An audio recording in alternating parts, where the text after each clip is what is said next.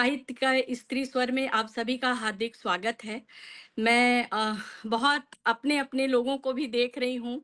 सबसे पहले मैं सर राम गोपाल बजाज जी का स्वागत करती हूँ और मैं देख रही हूँ डॉक्टर अजय जी भी हैं यहाँ पे।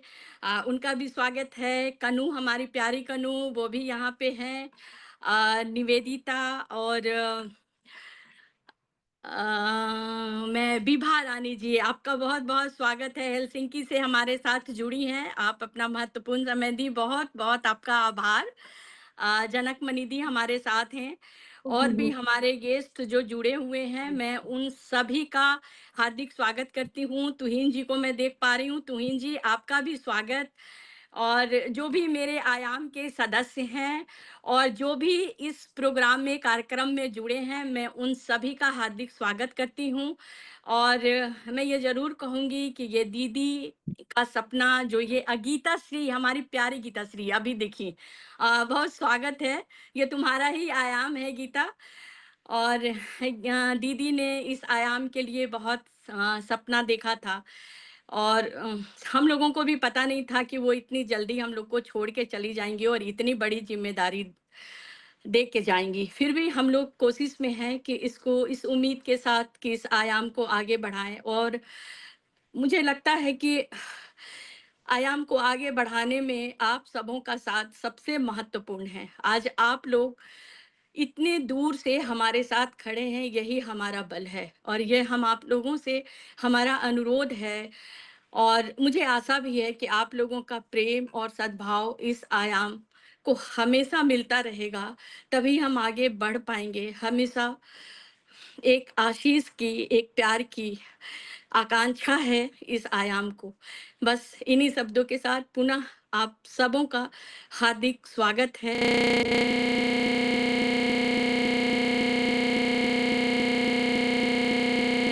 आयाम आयाम में उपस्थित सभी साहित्य सुधी जनों को नमस्कार करती हूँ और बहुत अच्छा से आयाम के बारे में सभी का स्वागत करते हुए अभी आपने बताया, तो मैं सीधे-सीधे आती हूँ अपनी बातों पे कि आज जो हम जिस आयोजन में जुड़े हैं, आयाम साहित्य का स्त्री स्वर, आज फिर से यहाँ पे खुशियाँ लहलहाई उपस्थित सभी साहित्य सुधियों को पद्मश्री डॉक्टर उषा किरण खान के जन्मोत्सव पर, इस किरणोत्सव पर बहुत बधाई, बहुत बधाई। हम सभी जानते हैं कि 2015 22 जुलाई को अपनी अध्यक्षता में पद्मश्री डॉक्टर उषा किरण खान ने अपनी छत्र छाया में आयाम साहित्य का स्त्री स्वर इस साहित्यिक संस्था की शुरुआत की और पटना में बिखरी हुई स्त्री उनकी रचना धर्मिता को एक सूत्र में पिरोया। आज आयाम ने पूरे देश की सृजनशीलता, सृजनशील स्त्रियों को एकत्र किया है, जिसका उदाहरण हम सभी यहाँ आज देख रहे हैं इस किरणोत्सव पर। आयाम के इस मंच पे वर्ष भर कथा पाठ, कवि सम्मेलन, लघु कथा पाठ, कुचर गोष्ठी आदि के माध्यम से स्त्री के विभिन्न मुद्दों पर संवाद सब होता आया है और आज विशेष रूप से जो यह शुभ दिवस आया है, जिसे उषा दीदी के किरणोत्सव के रूप में हम सभी मनाने के लिए यहाँ उपस्थित हुए हैं, तो विकट परिस्थितियों में भी हमने कभी अपनी परंपराओं को छोड़ा नहीं है। कोविड का समय हो या आज चुनावी माहौल है, हर वक्त पे हम तैयार हैं आयाम पे अपना परचम लहराने के लिए। तो मैं सबसे पहले स्वागत अभी नीलिमा दीदी करेंगी, हमारी सचिव महोदया ने भी स्वागत किया, तो मैं स्मृति गान के लिए आवाज़ देती हूँ जो यहाँ उपस्थित हैं जनक मणि जी। मैं उनके बारे में ये बता दूँ कि जीवन की विभिन्न परिप्रेक्ष्य से गुजरती हुई लगातार 33 वर्षों तक मगध विश्वविद्यालय में उन्होंने अध्यापन का कार्य किया और साथ ही मगध कला परिषद का भी संचालन करती हुई साहित्य और संगीत से भी जुड़ी रही। आज उनके द्वारा इस मंच पे इस किरणोत्सव में स्मृति गान किया जाएगा। हम सभी रूबरू होंगे कि दीदी के बहुत करीबी रहे जनकमणि जी के द्वारा स्मृति गान प्रस्तुत किया जाएगा, तो मैं उन्हें सादर आवाज़ देती हूँ अपनी स्मृति गान के साथ। स्वागत है जनकमणि जी आपका। इस किरणोत्सव में के आए सभी सदस्यों को मेरा नमस्कार, स्वागत है। मैं रविंद्रनाथ ठाकुर का उद्बोधक गीत प्रस्तुत करने जा रही हूँ, आप सबों को स्मरण रखें।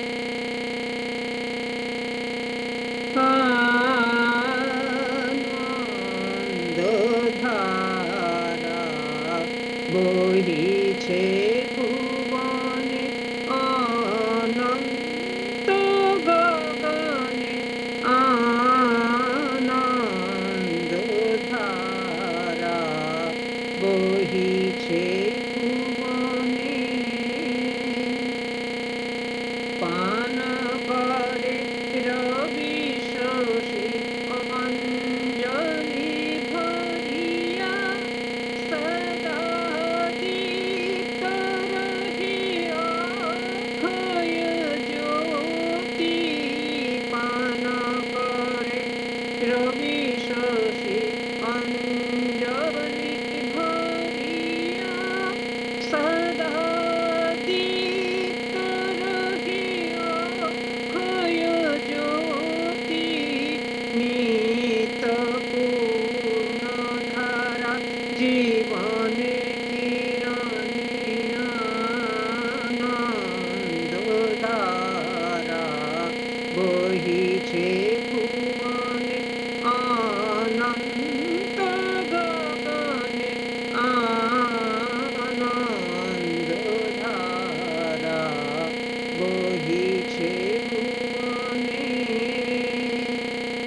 বসিয়া আছো কেন আপন মনে, স্বার্থ নিমগ্নে কি কারণে।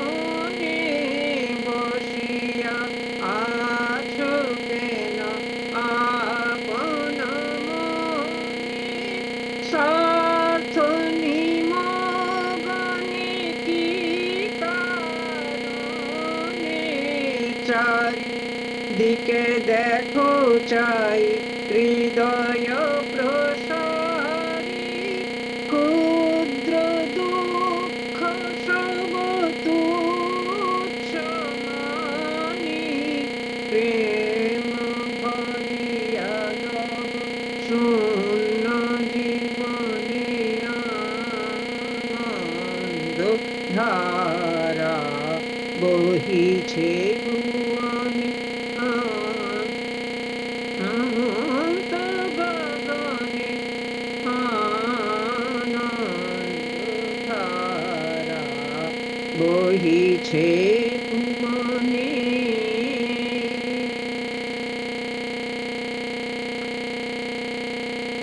बहुत बढ़िया, बहुत अच्छा।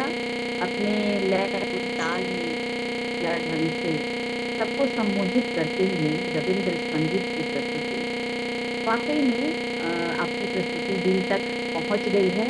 और इसके अगली परंपरा में हमारी यह संस्कृति है, परंपरा है कि हमारे पास जो हमारे घर में हमारे मंच पे जो आते हैं उनका पहले स्वागत करना है। तो आयाम के वर्तमान अध्यक्ष, साहित्य सेवी और शिक्षा के क्षेत्र में परचम लहराने वाली हसमुख प्यारी नीलिमा जी को मैं आवाज़ देती हूँ कि आप सबके लिए स्वागत करते हुए सबके लिए अपने स्वागत के शब्द हैं। नीलिमा जी आपका स्वागत है और आपके माध्यम से इस आयाम के इस किरणोत्सव में सबका स्वागत है। बड़े गौर से सुन रहे थे दास्ता तुम हमारी, तुम ही सो गए दास्ता कहते कहते। आज हम पद्मश्री उषा किरण खान की स्मृति में उनके जन्मदिन पर किरणोत्सव का आयोजन किए हैं। हम हमेशा उनके जन्मदिन पर उत्सव के रूप में उसका आयोजन करते हैं और हम लोग इसको मनाते हैं। सर्वप्रथम मैं साहित्य अकादमी पुरस्कार से सम्मानित नासिरा शर्मा का स्वागत करती हूँ, जो अपने व्यस्तम समय से समय निकालकर किरणोत्सव में शामिल हुई हैं। मैं स्वागत करती हूँ भारतीय रंगमंच निर्देशक, हिंदी फिल्म अभिनेता और नेशनल स्कूल ऑफ ड्रामा के पूर्व निर्देशक पद्मश्री गोपाल बजाज जी का। मैं स्वागत करती हूँ राष्ट्रीय स्तर की हिंदी और मैथिली लेखक, कवयित्री, नाटककार, थिएटर की कलाकार विभा रानी जी का। मैं स्वागत करती हूँ रश्मि भारद्वाज का, जो समकालीन युवा कविता में अपने तथ्य संवेदना और अभिव्यक्ति के नाम पर एक अलग पहचान बनाई है। रश्मि भारद्वाज की एक विशेषता है कि वह स्त्री पुरुष को अलग अलग खानों में बांटकर देखने की पक्षधर नहीं है। मैं स्वागत करती हूँ स्त्री स्वर एवं यात्राओं पर लिखने वाली रचनाकार परमप्रिय गीता श्री का। मैं स्वागत करती हूँ साहित्यकार और कवयित्री ज्योति स्पर्श जी का। मैं स्वागत करती हूँ लाइव चित्रकला, जो हमारे आज के कार्यक्रम का एक महत्वपूर्ण हिस्सा है, उसको बनाने वाले कलाकार और प्रस्तुतिकार सावन जी का। मैं तहे दिल से उनका स्वागत करती हूँ। मैं जावेद कलावत जी का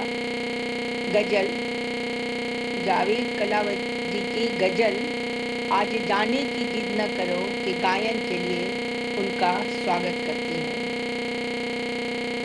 लोकगीत एवं शास्त्रीय संगीत की जानी मानी गायिका पूनम सिन्हा जी का मैं विशेष रूप से स्वागत करती हूँ। वह एक जानी मानी गायिका हैं।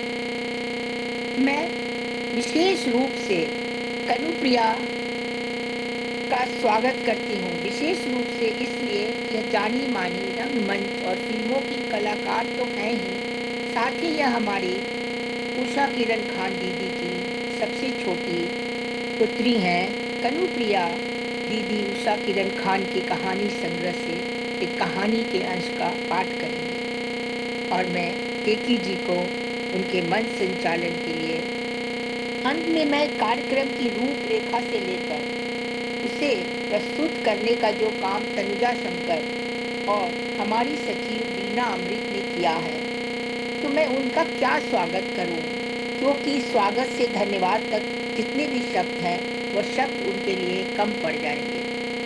फिर भी मैं हृदय तल से उनका स्वागत करती हूं और बहुत बहुत धन्यवाद भी देती हूं कि आज उनके प्रयास से यह कार्यक्रम हम सही रूप से संचालित कर पा रहे हैं। चंद शब्द मैं अपनी दीदी, पथ प्रदर्शक, प्रेरणा स्वरूप उषा किरण खान के बारे में कुछ कहना चाहती हूँ। हमारी दीदी के साए में सभी उनके स्नेह से सिंचित होते रहते थे, वैसे ही उनके साथ रहने वाले को दीदी अपने स्नेह से यही अवगत कराती थी कि वह उनको ही सबसे ज़्यादा स्नेह करती हैं। दीदी का व्यक्तित्व अनोखा था।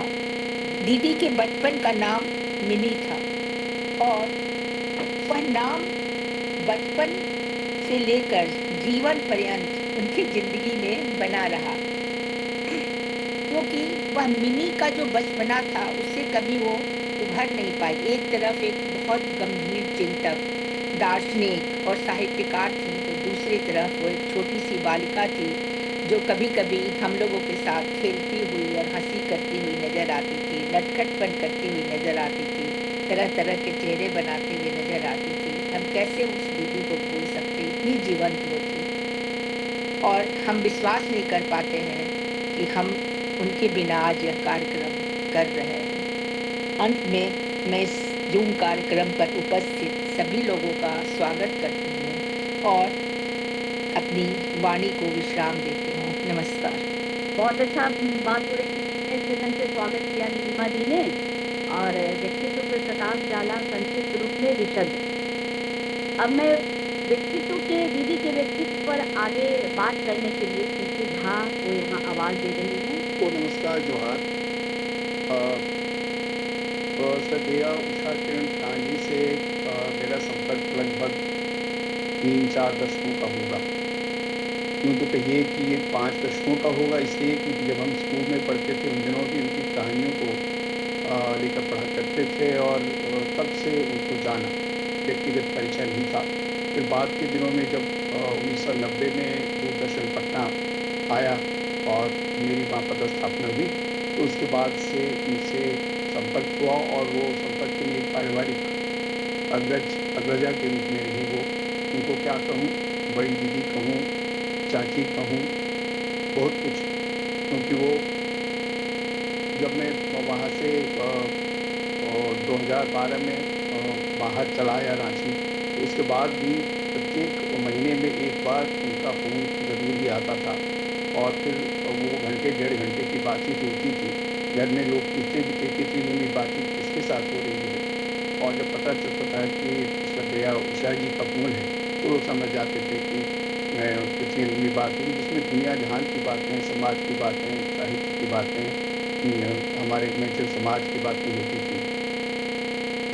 एक ख़ास बात, ऐसे बहुत सारे विद्वान लोग हैं वो लोग बताएंगे, लेकिन जितना मैंने उषा जी को जाना और जितनी स्पष्ट रूप से वो बातें करती थी, मैं इतना तो कह ही सकता हूँ कि हिंदी में या मैथिली में, जो मैथिली में भी काफ़ी मुख्य रूप में लिखती रही, वो बोलती रही, लेकिन उनकी सबसे बड़ी जो विशेषता ये रही थी कि आजकल बहुत ज़्यादा लेखिकाएँ हैं जो गाँवों के बारे में लिखते हैं, लेकिन वो उनका एक ऑर्गेनिक राइटिंग नहीं होती है।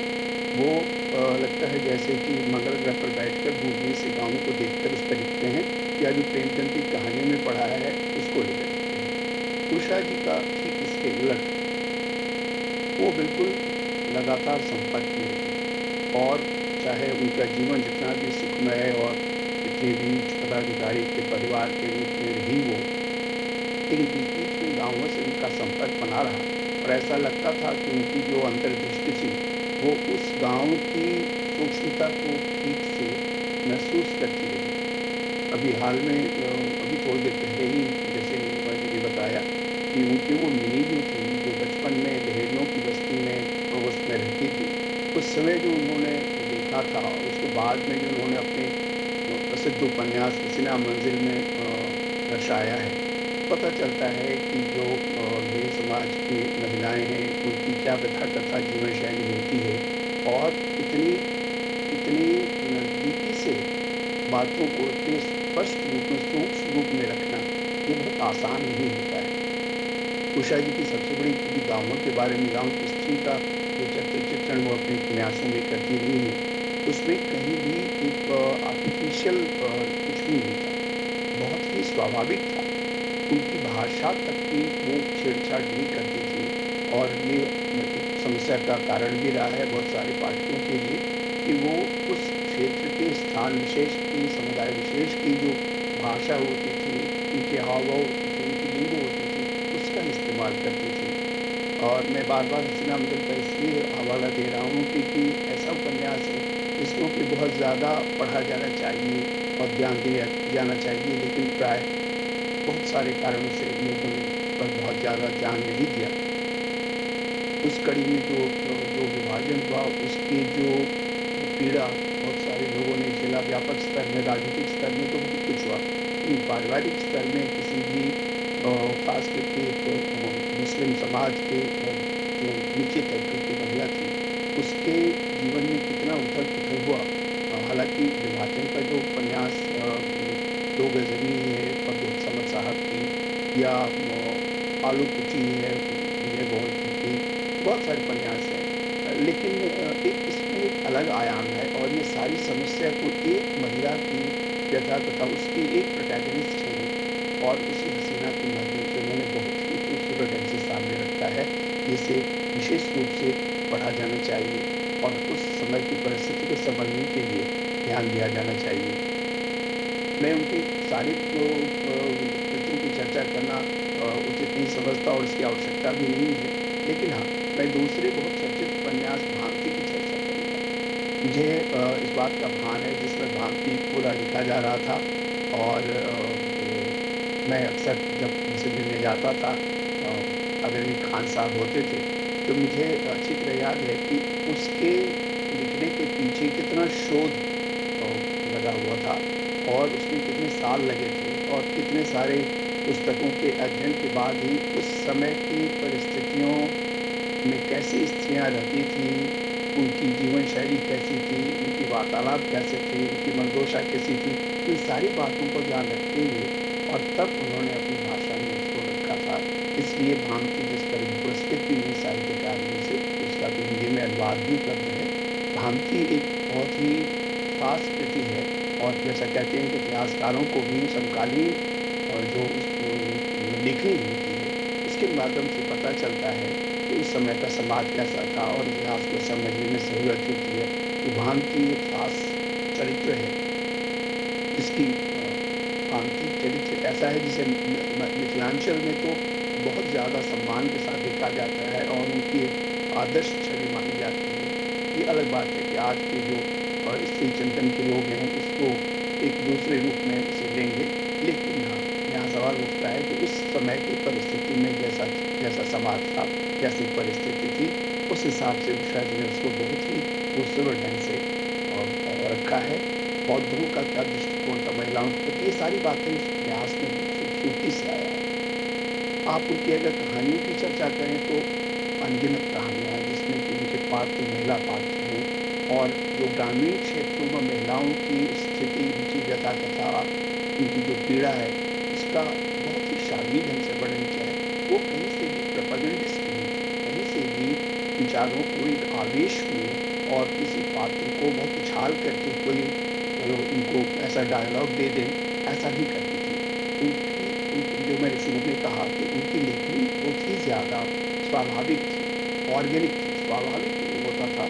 उसमें ऊपर से छुपा हुआ और कट एंड पेस्ट स्टाइल में या अनुवाद में या पश्चिमी प्रभाव में या किसी दूसरे लेखक के प्रभाव में कुछ भी नहीं था। जो कुछ था वो 100% मूल था। उनकी सोच ऐसी थी और उसको वो अपनी भाषा में, सरल भाषा में, हालांकि उनकी भाषा बहुत ही प्रांजल थी, लेकिन जहाँ उनको ग्रामीण महिलाओं को सामने रखना होता था तो बहुत सरल ढंग से उनके ही विवेक में, उनकी ही भाषा में, उनकी सोच के साथ वो सामने रखती थी। तो मुझे तो लगता है कि एक उषा जी थी नहीं, उषा जी हैं अपनी सारी लिखने के माध्यम से। और अगर सच में उनके प्रति सच्ची श्रद्धांजलि देनी है, उन्हें याद करना है, तो आवश्यक है कि एक बार फिर से आपने उनकी जो चीज़ नहीं पढ़ी है उससे ज़रूर पढ़िए और जिन चीज़ों को पढ़ा भी उसको दोबारा पढ़िए। आपको भारत के गाँवों की और बिहार के गाँवों की, खास करके मिथिलांचल की गाँवों की एक विशेष छवि सामने मिलेगी। तो मैं यही कहूँगा, आप सबों ने मुझे सुना, बहुत बहुत धन्यवाद। बहुत ही अच्छे ढंग से सर ने आपने अभी उषा दीदी की कृतियों को आपने कोलाज स्वरूप देकर के बाल्यकाल से लेकर आज तक के जीवन काल के साहित्यिक अवदानों को इतने अच्छे ढंग से अपने वक्तव्य में रखते हुए यह एहसास दिलाया हम लोगों को कि उषा किरण खान आज हमारे बीच हैं, हम सबों के बीच हैं, वो जीवंत हैं और हमेशा हम सबों के साथ रहकर अपने आशीर्वाद पुष्प की वर्षा करती रहेंगी। तो बड़ा अच्छा माहौल बन रहा है। तो जब दीदी को हम लोग सबसे मिनी के रूप में भी याद कर रहे हैं, उनके बचपन में सब कोई जा रहे हैं, तो उसी सिलसिले में शुभ मंगल गीत, इसको सोहर कहते हैं, जो पारंपरिक गीत है कि जब एक बच्चा जन्म होता है तो शुभ मंगल के रूप में सोहर गीत प्रस्तुत किया जाता है। तो दीदी के बहुत करीब रही पूनम सिन्हा, उनको मैं आवाज़ देती हूँ, उन्हें मैं सादर आमंत्रित करती हूँ कि अपने सुमधुर स्वरों में सोहर गीत प्रस्तुत करके हम लोगों को फिर से दीदी के बाल्यकाल में ले चलिए और हम लोग आनंदित होंगे। तो प्रस्तुत है पूनम सिन्हा के द्वारा सोहर गीत।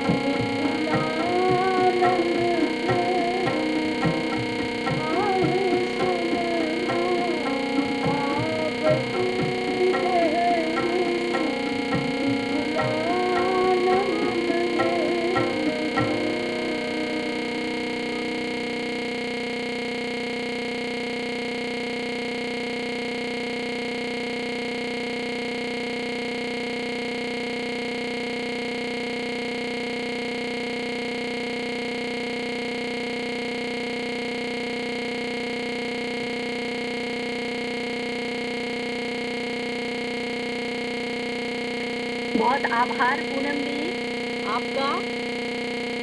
आपने तो एकदम समा बांध दिया, आपको बहुत बहुत आभार। और मैं ये भी बताना चाहूँगी कि पूनम आयाम की बहुत ही सक्रिय सदस्य रही हैं और दीदी हमेशा उनको अपने पास बुला के वो जो भी रचना करती थी, लिखती थी, वो उनको देती थी कि आप इसको सुर में ढालिए और मुझे सुनाइए। तो आज बहुत अच्छा लगा दीदी के जन्मोत्सव पर उनके द्वारा जो सोहर गाया गया उसके लिए आपको कोटि-कोटि धन्यवाद पूनम जी। बहुत अच्छा, वाक़ई में लगा कि जन्म हो रहा है दीदी का और हम लोग सारे लोग आनंद मना रहे हैं। और मैं भी बहुत-बहुत आभार और धन्यवाद देती हूँ इतने अच्छे सुमधुर सोहर प्रस्तुत करने के लिए पूनम जी आपको। और हम लोग आगे चलते हैं कि विभा रानी जी, जो बहुत ही हम सबों को अनुशासन में बांध करके रखती हैं और यूँ कहें कि हमारे आयाम की सक्रिय सदस्य होने के साथ-साथ एक कुशल टेक्नोलॉजिस्ट भी हैं और टेक्नोलॉजी को देखते हुए हमारे मंच को जगमगाती हैं। और आज इंडिया में नहीं है, लेकिन फिर भी वो जुड़ कर के दीदी की कथा के अंश का पाठ करना चाहती हैं। तो मैं सादर आमंत्रित करती हूँ विभा रानी मैम से कि आप हमारे इस कार्यक्रम में दीदी की कथा का अंश पाठ करने के लिए स्वागत है आपका, आमंत्रित है आप। बहुत बहुत धन्यवाद।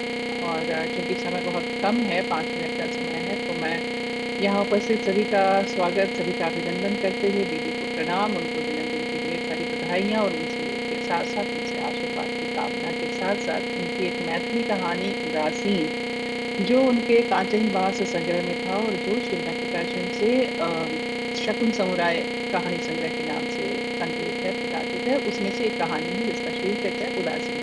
चूँकि बहुत छोटी कहानी है तो मुझे लगता है कि वो 5 मिनट में वो कवर अप हो जाएगी। तो मैं कहानी सुनाती हूँ। उदासीन। मन उमड़ रहा था, चारों ओर धुएं का साम्राज्य फैला हुआ लग रहा था। धुआं जो काटता है, धुआं जो आंखों में कड़वाने लगता है।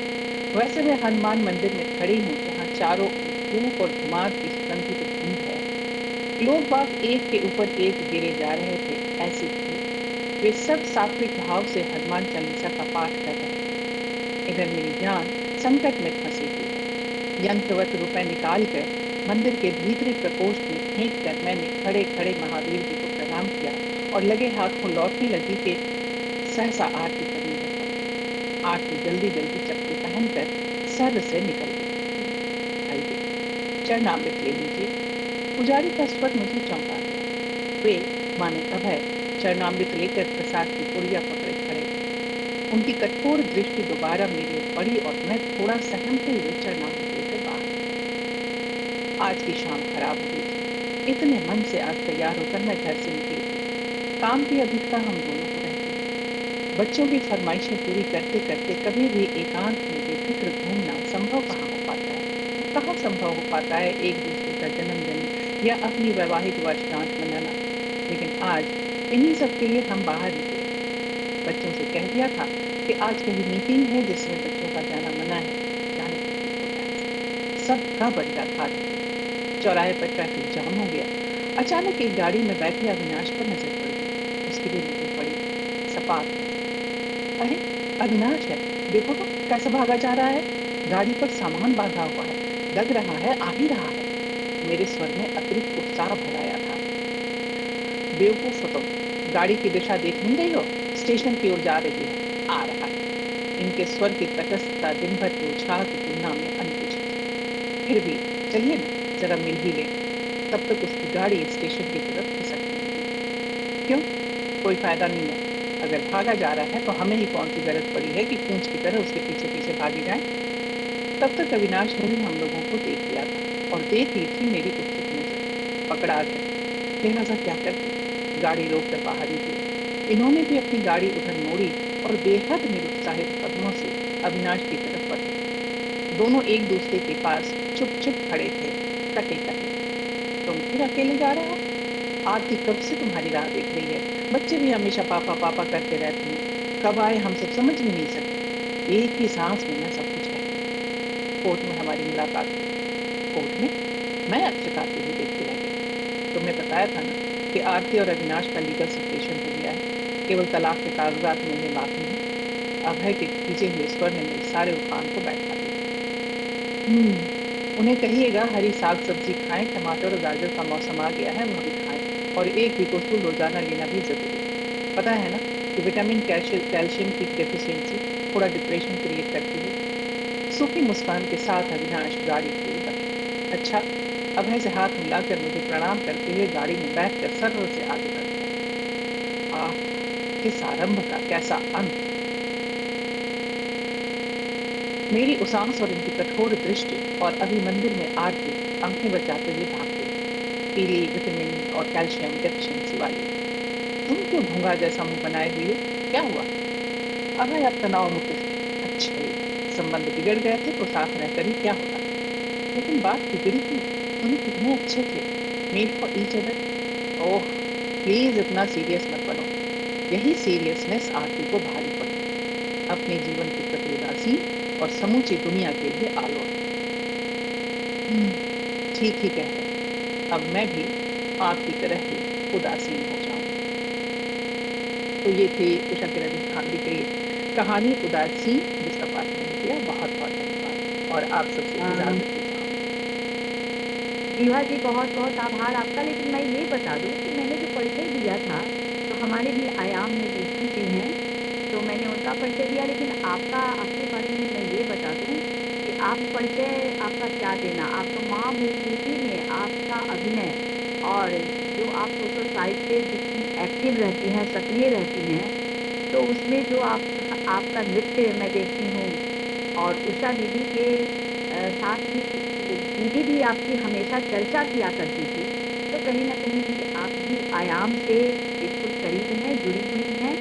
तो मैंने आयाम ही बनाया। मैं फिर से आपको कह रही हूँ कि आप भी आयाम के मेंबर हैं, और बहुत बहुत बहुत अच्छे ढंग से अभिनय के साथ हर शब्दों की में कार्य कुशलता को दिखाते हुए आपने जो पाठ किया, बेहतरीन पाठ किया। बहुत बहुत आभार और बहुत बहुत शुभकामनाएं आपको।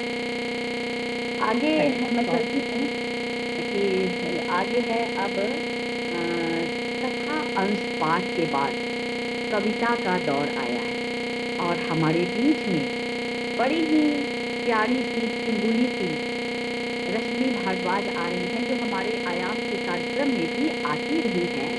मैं ये बता दूं कि वो काफ़ी वो भी दीदी से जुड़ी हुई हैं। दीदी को तो वो अम्मा कहा करती थी, और आज साहित्य की दुनिया में वो या अनुवादक के रूप में हो, तो इस दुनिया में जाना हुआ नाम है रश्मि भारद्वाज। मैं उन्हें बुलाती हूँ उनकी ही 4 पंक्तियों से। योगिनी योगिनी तुम करो अपना आह्वान, योगिनी तुम करो अपना आह्वान, गाओ गाओ केवल अपनी स्थिति के मंत्र। तुम जिसे बाहर कूदती चली आई हो सदियों से, तुम जिसे बाहर कूदती चली आई हो सदियों से, वह तिलिस्म सदैव तुम्हारे भीतर ही है। तो अपनी शब्दों की तिलिस्मी दुनिया में रश्मि भारद्वाज हमें ले जाएंगी। बहुत बहुत स्वागत करती हूँ आज इस जूम मंच पे रश्मि जी आपका। आभार प्रीति जी। जो पंक्तियाँ अभी आपने पढ़ी, मैं तो आज अम्मा की कोई कविता पढ़ना चाहती थी, लेकिन तनुजा जी ने कहा कि नहीं, अगर आपने अम्मा के लिए कुछ लिखा हो तो ये कविताएं दरअसल अम्मा ने ही मुझसे लिखवाई। मैंने दुर्गा पूजा के समय जब अम्मा थी हमारे बीच, गई तो अभी भी नहीं है, पर तब सशरीर हमारे बीच थी, तो मैंने कुछ पंक्तियाँ लिखी। तो उन्होंने कहा कि बेटा तुम इसे पूरा करो, दुर्गा का नव रूप तुम लिखो। मैंने कहा मुझसे नहीं हो पाएगा, क्योंकि कविता तो अपने आप ही आना चुनती है, आप उसमें बस निमित्त मात्र बन पाते हो। तो कहे नहीं, तुम लिख लोगी। और ये उनकी प्रेरणा थी, और हर कविता वो पढ़ती रही, और हर कविता के बाद अलग से उनका मेरे पास व्हाट्सएप संदेश भी आता रहा कि इतनी सुंदर ये श्रृंखला जा रही है और इतना अच्छा तुमने नवदुर्गा का रूप रचा है। तो मुझे लगा कि वो कविता जैसे माँ ही जगदम्बा बनकर अम्मा ने ही मुझसे लिखवाई, और ये कविताएं मैंने उनको ही समर्पित की हैं। तो मैं पूरी 9 कविताएं तो नहीं पढ़ूंगी, इसके 1 या 2 कविताएं मैं पढ़ती हूँ। एक पहली जो आपने पढ़ी और एक इसका अंतिम। और आप देखेंगे कि जो नवदुर्गा का इसमें चरित्र है वो आज की स्त्री है। और मैं हमेशा कहती थी कि अगर भारतीय स्त्री का स्वरूप कोई होना चाहिए, हमारे सामने अगर कोई आदर्श होना चाहिए तो वो उषा किरण खान ही है, कि जिस तरह की एक स्त्री जो इतनी सशक्त है, इतनी स्वावलंबी है और उसके बाद भी सब कुछ बांध के रखती है, समेट के रखती है। और इस कड़ी में वो खुद भी नहीं टूटती, खुद भी अपने आप को भी सिरजती रहती है और अपने आसपास का संसार भी सिरजती रहती है। तो ये वही स्त्री है, ये वही नवदुर्गा है और आपको इसमें उषा किरण खान का भी रूप मिलेगा।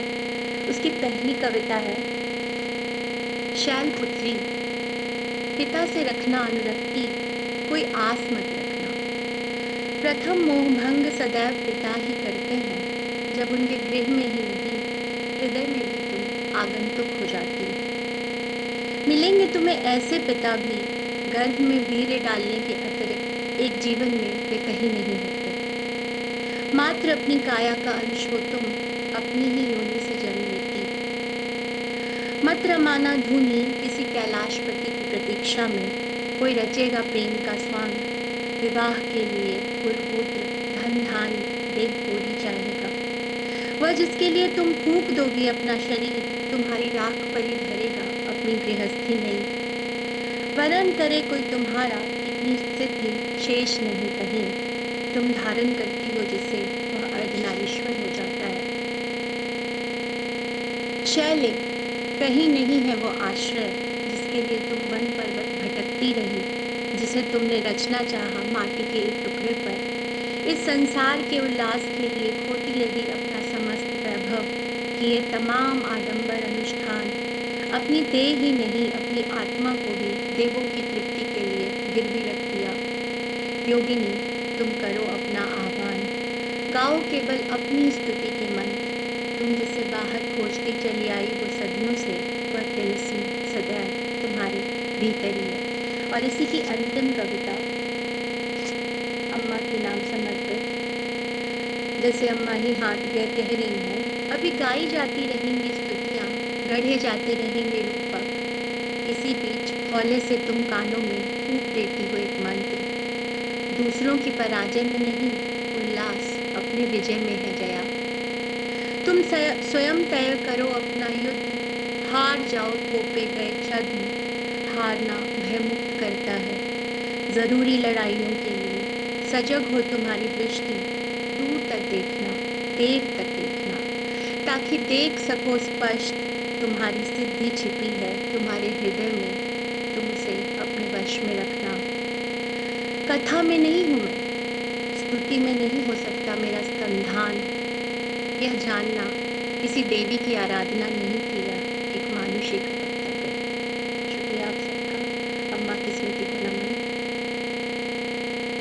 वाह ही सबके दिल को झकझोरने वाली तो आपकी हर कविता होती है रखने की, लेकिन बड़े ही मार्मिक ढंग से, और कहते हैं कि हर शब्द को आपने रचा है, गढ़ा है, उसी मार्मिकता से आपने कविता को पढ़ा भी है और स्मृति को आपने बहुत ही थोड़ा सा मार्मिक कर दिया।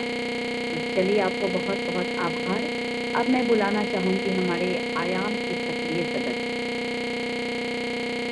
जो आज अच्छा लेखन भी कर रही है, काव्य सृजन कर रही है, साथ साथ स्वयं एक प्रकाशक के रूप में भी बहुत बढ़िया कर रही है। लोगों के बीच एक जाना माना नाम हो गया है ज्योति स्पर्श का। मैं बुलाती हूँ बहुत ही प्यार से, बहुत ही आदर से ज्योति स्पर्श को अपने काव्य पाठ के लिए। स्वागत है ज्योति तुम्हारा।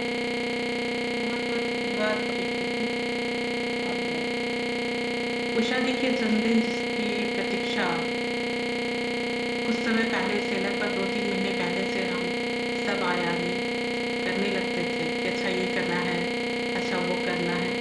न सिर्फ आयाम संस्था के तौर पे जब उनका जन्मदिन मनाता था, लेकिन जो लोग उनसे व्यक्तिगत रूप से जुड़े हुए थे वो भी, हम सब जो कम जुड़े हुए थे, जो व्यक्तिगत रूप से थोड़े गहरे से जुड़े थे, जो सिर्फ साहित्यिक या रचनात्मक तौर पे जुड़े थे, सब बहुत उनको मिस करते हैं, याद करते हैं। और लगता है जैसे पटना का इतना पुराना शहर एक खूबसूरत जिंदा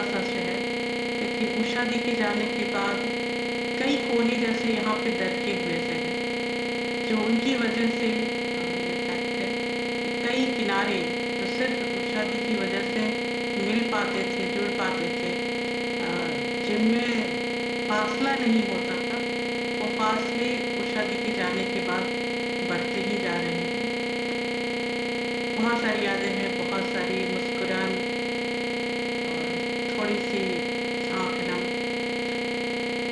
दीदी कविताएं बहुत अच्छी लिखती थी। सीता के लिए उन्होंने सोहर लिखा हुआ था। उनकी लिखी कुछ कविताएं हमने पिछले साल हम लोगों ने आयाम जो एक पत्रिका निकालती है उसमें संकलित हैं।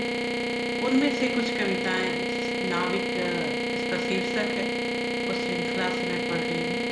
ये उषा किरण खान लिखी थी कविताएं हैं। इसका शीर्षक है नाविक। इस सीरीज की कुछ कविताएं। नाविक।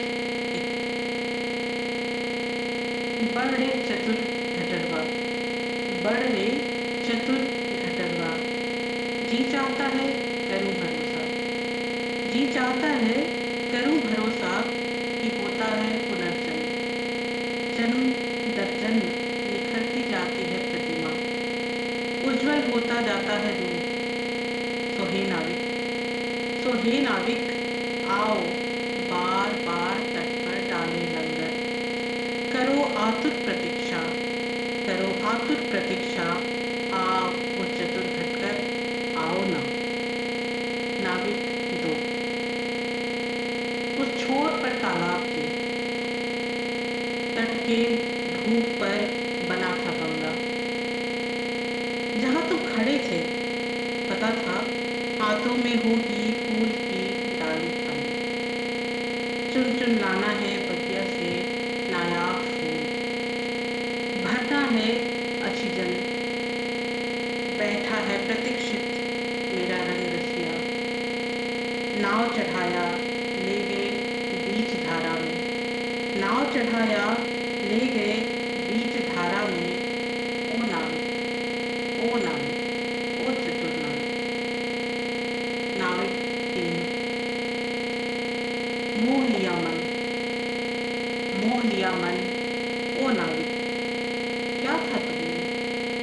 मोह लिया मन, ओ नाविक क्या था तुमने। तुम्हारी गहरी आंखों में सागर सी गहरी, थोड़ी भूरी नीली आंखों में ठहराव, आश्वस्ति, अपने होने का भाव। यह गौरी है, यह गौरी है, उमा है, पार्वती है, अपर्णा है, पर है मेरी। इसकी डोर का छोर देखो, इसकी डोर का छोर देखो, मेरी शिखा देखो बंधी है ना, मेरी शिखा देखो बंधी है ना। नाविक 4।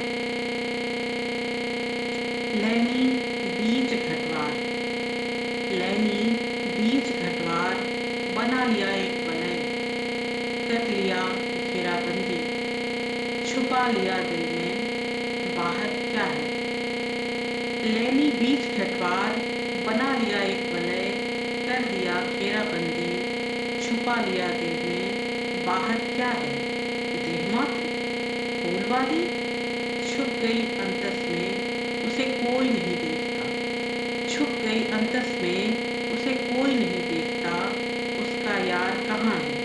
यह चतुर नाविक जिसने हर लिया, यह चतुर नाविक जिसने हर लिया, सब कुछ मात्र नहीं नाव संजो, नहीं है वो नाविक, बिल्कुल नहीं। इस सीरीज की आखिरी कविता नाविक 5 जो मैं पढ़ रही हूँ। करने दो भरोसा, करने दो भरोसा पुनर्जन्म पर, लेना है मुझे बार बार। तुम तो नाविक, तुम तो नाविक नैया लेकर रहोगे खड़े, तुम तो नाविक नैया लेकर रहोगे खड़े। थामे पतवार तामे पाल, बैठाते हाथ पकड़कर, बैठाते हाथ पकड़कर, फिरते बीच जलधार। घिरती है नाव नहीं किया है मन, घिरती है नाव नहीं किया है मन, नहीं किया है मन। दे दो भरोसा विधाता, दे दो भरोसा विधाता कि होगा बार बार तुम ही होगे नाविक, तुम ही होगे नाविक, थामे पतवार, ओ घटवा, ओ घटवा, बहुत बहुत धन्यवाद। बहुत बहुत आभार ज्योति। इतने अच्छे ढंग से अपने हर शब्दों के कहाँ उतार चढ़ाव होना चाहिए उसके माध्यम से तुमने उसी कविता को जीवंत कविता में और जीवंत किया। बहुत बहुत धन्यवाद। और ये अगली जो हमारी प्रस्तुति होने जा रही है उसके लिए मैं धन्यवाद दूंगी तनु जी को और तनुप्रिया जी को कि उन्होंने जो एक उसको मैं टॉपिक कहूँ या पंक्ति कहूँ, यादों के सिरहाने, तो ये बड़ा अच्छा लग रहा है कि सब लोग हम लोग यादों के गलियारे से, यादों के सिरहाने से किसी की बात को निकाल रहे हैं।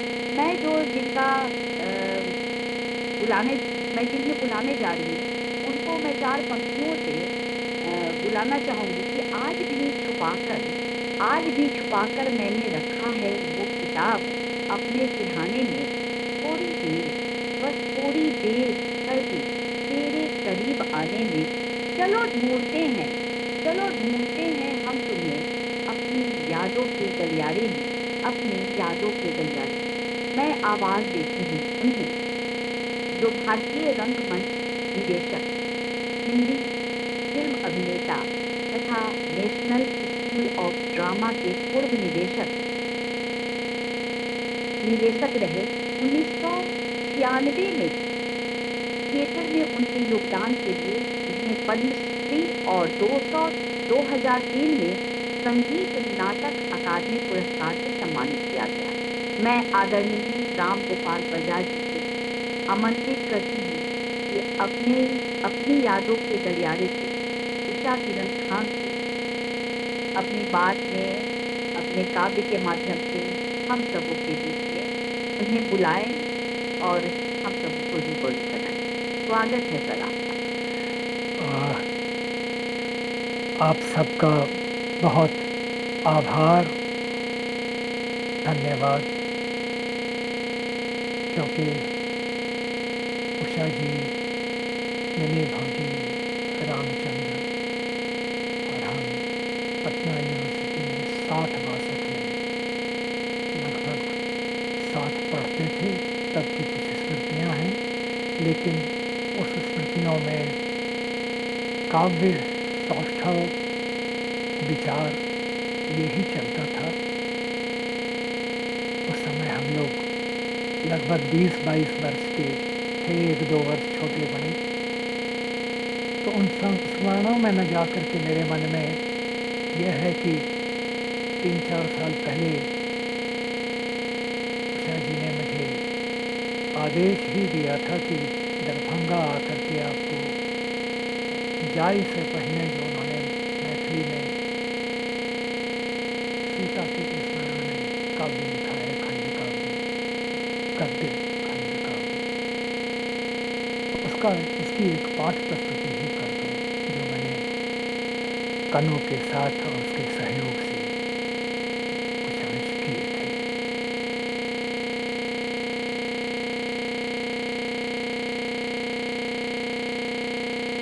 बहुत कठिन है उनकी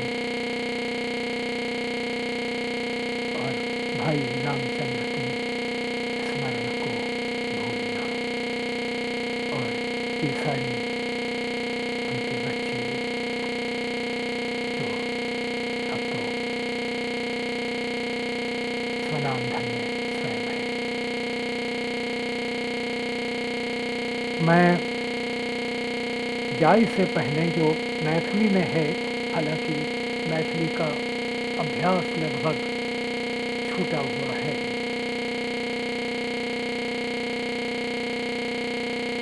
हमरा वनवास में किछु ने छल बोध, मौन छल खाली तन भरन, पलखत नहीं छल तनको करितुम क्रोध, पहिने पेट में तखन खेत में सलाह रघुकुल भाज कर।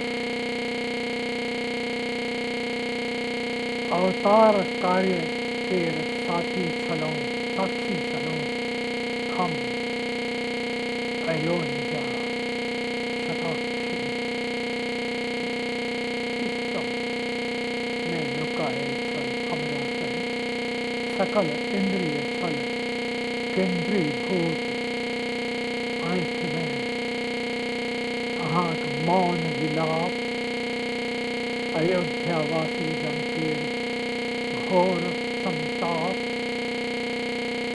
नचने देते कलम कि सरयुग जल पड़ल ठोर कि छोड़ोने नहीं छूटत दाग कहनो उसी में ओटायत कि सहस्राब्दी पार हो जाए नहीं छूटत ठाठर किया कहती सकल कामिनी चारू भरत सोन चिरई संग चुनमुन चली सिया बाव लव कुश हम नहीं छी मात्र गर्भाशय कैलों अति निर्माण जनक सुता के पुत्र सिखों बनो पालनहार मायक यह अछि ऋण धरती क्षति माय आखा पिता यह विदा वचन देख जनक सुता अमर रहत आग लेखनी उद्गार महिमाश्रम आदि कवि अमर दुख हरता पितृव्य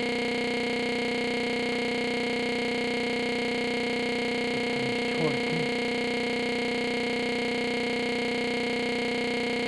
हम नहीं छी पाषाणी अहिल्या वात भक्षा निराहारा जनिकर कयल प्रभु उद्धार मिलाओल स्वामी गौतम से हम छी सशक्त स्वयं पूर्णा सीता बसल वाल्मीकि आश्रम में खैत हरियर साग पात खोटत बाड़ी झाड़ी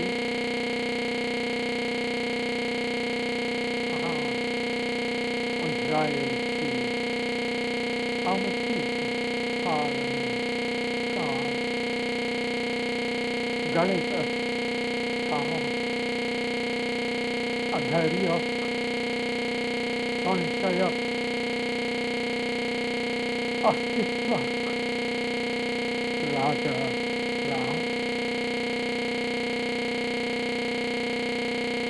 हम करे छी मुक्त मुक्त मुक्त आ विलायत थी माइकी में हिलकोरे जौल में लहके आग में पसरे लफांगन में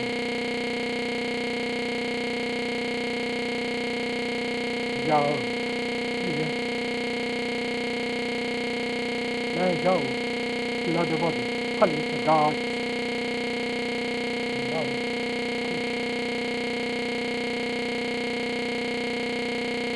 गीत जे दिन चलाऊं खुराउन के बीजी पुरुष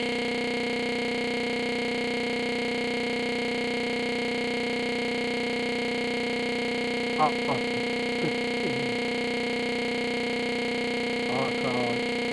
कभी करता वाल्मीकि कभी करता वाल्मीकि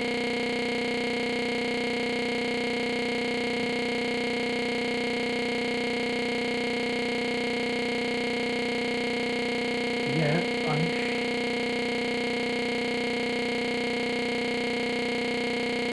उसल में किस गहराई से कैसे लिखा होगा और उसके बाद हिंदी में भी उसको लिखा है, उसमें कुछ दोहराया है, कुछ प्रश्न भी किए हैं। वह पक्ष भी मैं छोड़ता हूँ। उन्होंने 2000 में उगनारो मुड़कुत जले करके नाट्य भी लिखा था, जो उपाध्याय जी ने 2000 में किया था। वो देखने भौजी आई थी। मुझे अभी उनका पत्र मिला किसी कागजों में, किताब में, जिसमें तब उन्होंने कहा था कि हम आगा बहुत आगा देख रहे छी कि कहीं वहाँ हमरा पत्र लिख के कि फोन कऽ के एकटा वस्तु दे लिखक लिए, अर्थात स्वयं मेरे जीवन पे। मेरे मन में ये बात आई तो थी, लेकिन ये पत्र मैं भूल गया था, रख भूल जा चुकी है। उनके कार्य, उनका लेखन, धामती, दीनधान और बहुत कुछ जो अभी आप लोगों से भी मैंने सुना, और उनके दिए हुए संस्कार, कोमलता और दृढ़ता को मैं प्रणाम करता हूँ। आप लोगों को भी बहुत बहुत धन्यवाद।